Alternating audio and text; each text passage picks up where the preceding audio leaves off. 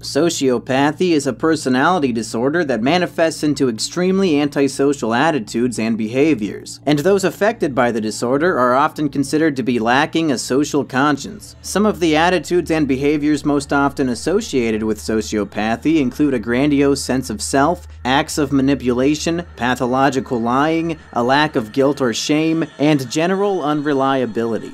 This brings us to Jeff Kinney's popular children's book series, Diary of a Wimpy Kid, and his main protagonist, Greg Heffley, the titular Wimpy Kid. On the surface, these books appear to be simple comic books with a comedic focus on the cringe-inducing blunder years of middle school. But upon closer examination, there seems to be a lot more to Greg Heffley's character than meets the eye. Of the 13 traits used to diagnose people with sociopathy, Greg exhibits 12 of them. This has led my colleague Bedhead Bernie and I to believing that the lovable protagonist of this best-selling children's series is actually an emerging sociopath. This may sound a bit far-fetched at first, but as the points go on, you may become convinced. Number 1. Grandiose sense of self. Grandiosity is a term that usually refers to a person's false delusions of grandeur. While this trait often resides in narcissists, it's not solely limited to them. Grandiosity is usually when a person expects to be recognized for their importance, despite not truly having done anything worthwhile or extraordinary. This is often exhibited in a person through their over-exaggeration of achievements, feats, and accomplishments. Greg Heffley fits very nicely under this label. Greg is a character who thinks very highly of himself and is obsessed with the world around him recognizing his greatness. He often lies about his credentials and accomplishments in order to impress his peers and prove his greatness. In the original book, when Greg's friend Rowley started receiving attention for having a broken arm, Greg tries to impress his classmates by claiming that he also had an injury, which was untrue. In Double Down, Greg attempts to impress a college student he had just met by saying he was an expert in psychology. Such blatant lies in order to receive praise and respect occur repeatedly throughout the series. The plot of the majority of the Wimpy Kid books revolve around Greg's desire to become famous. Greg views himself as someone who will become famous in the future, and he envisions that his friends and family members will become leeches that mooch off of his popularity. He even goes so far as predicting that his best friend Rowley will cash in by writing a book about his experiences with Greg as a child. Greg's expectation of popularity is the whole reason he began writing his diary in the first place. He expects to be so popular in the future that he would be too busy or important to answer questions from the public. Greg uses his obsession with fame and popularity as a justification for looking down on other people. He ranks himself on an imaginary popularity scale against all of the other kids in the school district. In Greg's mind, the higher you are on the scale, the more value you hold as a human being. In Double Down, Greg recounts a story about a special education group he was put in called the Champs. He depicts himself and the other kids in the group as being the cool ones who would be praised by the other students during recess. In reality, this is likely just an exaggeration Greg created to impress the reader. Greg's view of himself is so high that he seems to suspect that his life in particular has some kind of ulterior greater meaning. Very much akin to the psychological phenomenon known as the Truman Effect, Greg believes his life is potentially a secret television show where viewers at home are watching him constantly. Greg depicts this belief with a very bizarre image of his mother after giving birth, with Greg staring into a mirror, talking to his audience. These delusions of grandeur and importance make up the very fabric of Greg's character. Number 2. Manipulative and conning. To be manipulative and conning is to be a person that will take advantage of other people for self-gain, oftentimes humiliating them in the process. These people don't view others with respect, and instead see them as tools for achieving personal success. A tool is an accurate description of how Greg views his supposed best friend, Rowley Jefferson. Rowley Jefferson is a kind-hearted, chubby, dorky boy whose social failings, and sometimes even successes, rest entirely upon his desire to be and express himself in ways that might not flow with the mainstream. Naturally, Greg views Rowley as an idiot, someone he is above, both mentally and physically, and Greg considers himself to be higher than Rowley on his imaginary popularity scale. While Rowley isn't the brightest character, he definitely doesn't deserve the harsh treatment that Greg gives to him. Greg constantly belittles him, acts as a superior rather than a peer, and even tricks the boy for his own amusement.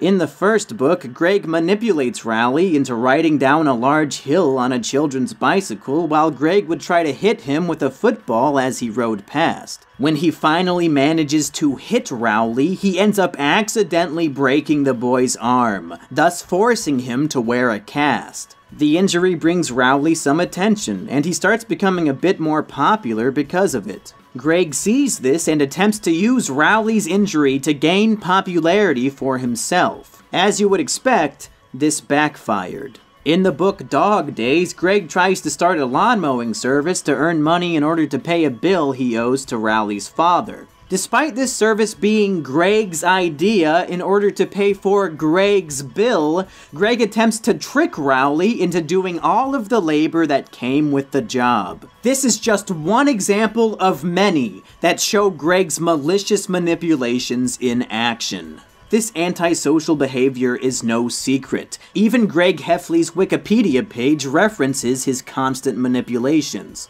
Greg's best friend is Rowley Jefferson, who takes part in Greg's schemes, and is sometimes a victim of Greg's manipulation and deception. Greg is only friends with Rowley for selfish reasons. Rowley is almost always wrapped into his schemes and gets the short end of the stick. Greg's toxic relationship with Rowley is evidence enough that his manipulative and conning behaviors are out of control. Number 3. Superficial Charmer.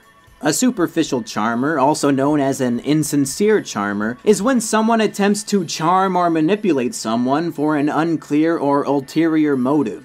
Greg often fails at charming his peers at school, but it isn't for a lack of trying. He is most successful at charming his family, particularly his parents. He constantly makes empty promises to his parents in exchange for items that often relate to a new trend or gimmick that he then abandons almost immediately. The weightlifting machine, the French horn, the dog, these are all things that Greg impulsively asked his parents to buy and then almost immediately abandoned. He charmed them with his promises of new activities, skills, and hope. And then when the item in question didn't immediately render the results he expected, he disregards the items and moves on to his next scheme. One of the few successful charms Greg had with a peer involved the character Fregley, the weird kid who lives in Greg's neighborhood. In the first book, after getting in a fight with Rowley, Greg intends to pretend he is friends with Fregley in order to make Rowley jealous. Fregley is a friendless boy who is desperate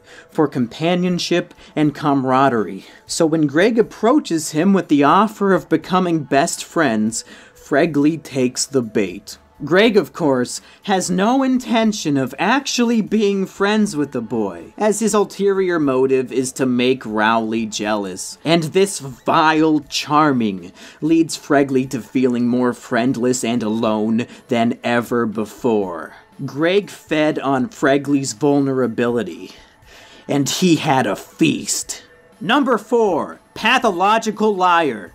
Greg is extremely elaborate in his lies and beliefs, and often gets caught up in them. He'll go on and on about things that simply cannot be true. For example, in The Third Wheel, Greg claims to remember the time that he spent in his mother's womb. This is impossible, as many scientific studies have proven that a person cannot remember anything from when they were a fetus. It is clear that Greg is lying here in order to evoke some sense of intellectual superiority over the reader due to his impressive memory. While Greg wants to prove his intelligence to the reader, he often attempts to underplay it with his teachers in order to get placed into easier curriculums. In an elaborate scheme he'd planned, Greg attempted to throw a test by pretending to be illiterate with a children's book. If his plan had succeeded, then Greg would have been placed in an easier class, but thankfully the teachers were able to see through this deception. Greg also lies to his parents and oftentimes humiliates them when things get out of hand. In the book Double Down, Greg lies to his mother by saying a bully at school would eat his fruit. He elaborated on the lie, describing to his mother in great detail about the physical appearance of this bully. His mother believed everything and went to the school board seeking justice for her son, only to find out that Greg had lied.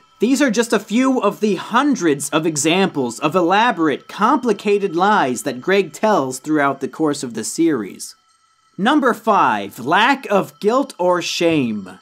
Greg almost never regrets his actions unless they have a negative consequence for him. He often doesn't try to relate or empathize with other students, which seems to contribute to the idea of his peers being obstacles to his goal of popularity. The most iconic instance of Greg causing pain and turmoil for other people and feeling no guilt or shame whatsoever occurs in The Long Haul. Greg's family is on vacation and they are keeping their belongings in a locker at a pool. And when the key to the locker goes missing, Greg accuses another family of stealing both the key and their items. When Greg's family returns home from the trip, Greg realizes that the locker key was in his pocket all along, but he feels no guilt or remorse for throwing the other family under the bus. Even when Greg broke Rowley's arm in the first book, he felt no remorse at all, instead feeling jealous that his friend was receiving attention for the injury. This is a common theme throughout all of the books. Greg brushes off his mistakes and only feels shame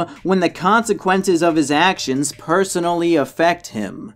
Number 6. Shallow emotions. Greg rarely shows compassion or joy to other characters in the series. The iconic blank stare he makes is all too common. It's used so much that just the frown is enough to identify his character. It's very rare that Greg draws himself as being happy or joyful, and these instances are almost always when he is doing it with a large group. Here Greg is likely partaking in a superficial charm, going along with the emotions of those around him in order to fit in with the popular kids and raise his score on the popularity chart. Unless he is attempting to charm or manipulate somebody, Greg almost never expresses a wide range of emotions to other people.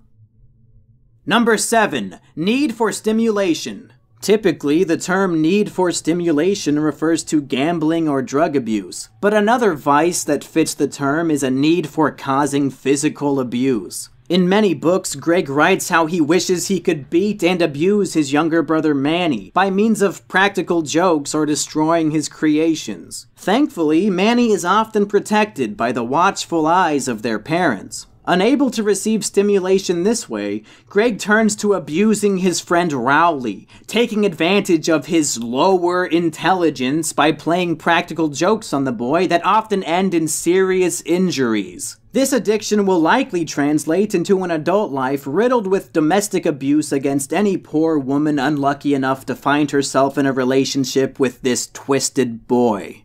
Number 8. Lack of empathy. Greg's lack of empathy has been a cornerstone of the other traits thus far. There are numerous examples of Greg's inability to recognize or sympathize with the pain he causes the other characters. Greg writes about how he felt very upset upon being removed from the Champs, and that being an outcast caused him pain. However, he feels no empathy whatsoever for the character Fregley, the biggest outcast in the school, and Greg seems to resent the boy even after using him and playing with his emotions. Greg makes it clear that when he was younger, his brother Roderick would bully him, often breaking his toys and trying to humiliate him. Although he understands how painful this position can be, Greg inflicts the same exact pain and abuse upon his younger brother Manny and his friend Rowley. It is clear that Greg has an unhealthy lack of empathy and, as a result, hypocrisy. Number 9. Impulsive nature.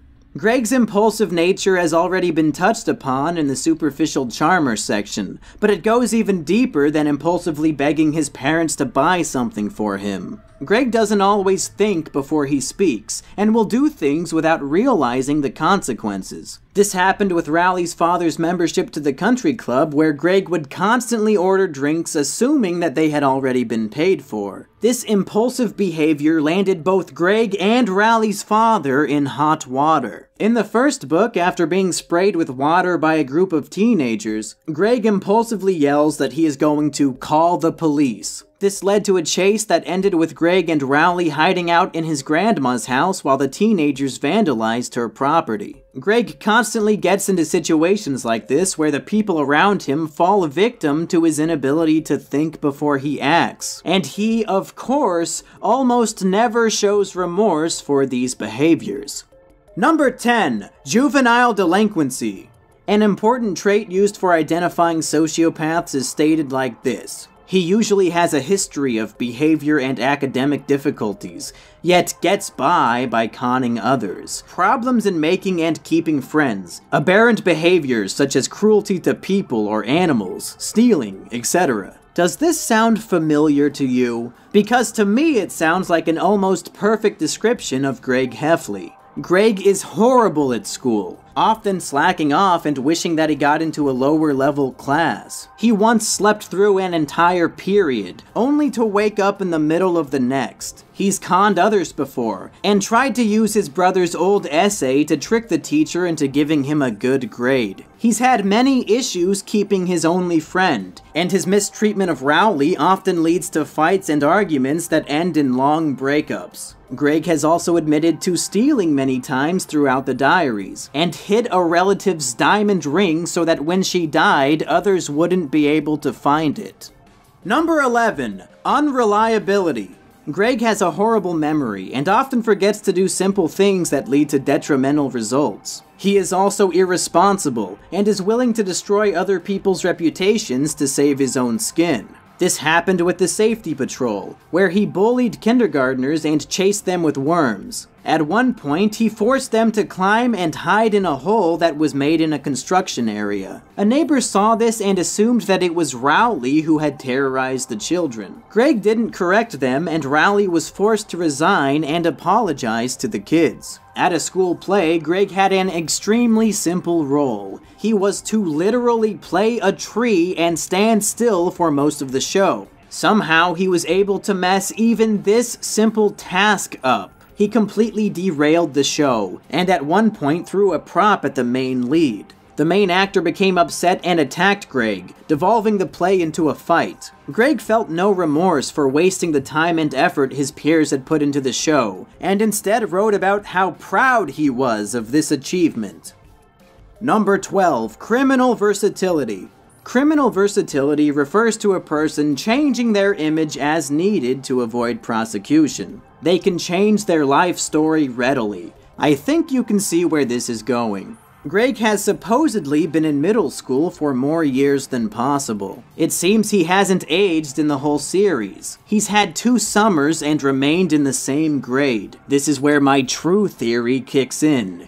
Greg Heffley changes his story in the diary to make himself seem more important, seem more interesting for when the supposed public reads his stories in the future. This is supported by past events. Think back to the vacation photos he created in The Last Straw. He would Photoshop himself into images of others having fun, so his life wouldn't seem lame. Greg claims to have memory from when he was in the womb. He draws himself in the womb able to speak, and claims he would do backflips. This is physically impossible without injuring himself, which he fails to mention. Conclusion. It is clear that Greg Heffley displays all of the telltale signs of a highly functioning sociopath. These traits can't all be coincidences. The author of the book series, Jeff Kinney, has stated on Reddit that he doesn't believe Greg is a sociopath since he views Greg as an extension of himself. This clearly incriminates Jeff Kinney as being a sociopath himself. This works one of two ways. Obviously, Jeff doesn't want people to think of him as a sociopath, and since he publicly claims that he and Greg are the same, he lies about Greg not being a sociopath in order to clear his name. On the other hand, perhaps Jeff is a sociopath and doesn't know it. If he is aware of all of these antisocial traits that both he and Greg display, and he somehow thinks that they're okay traits to have, then Jeff Kinney is very obviously a sociopath as well. Hey everybody! The research and editing for this video was done by my friend Bedhead Bernie. Go check out his channel after this video. He's got lots of great stuff on there.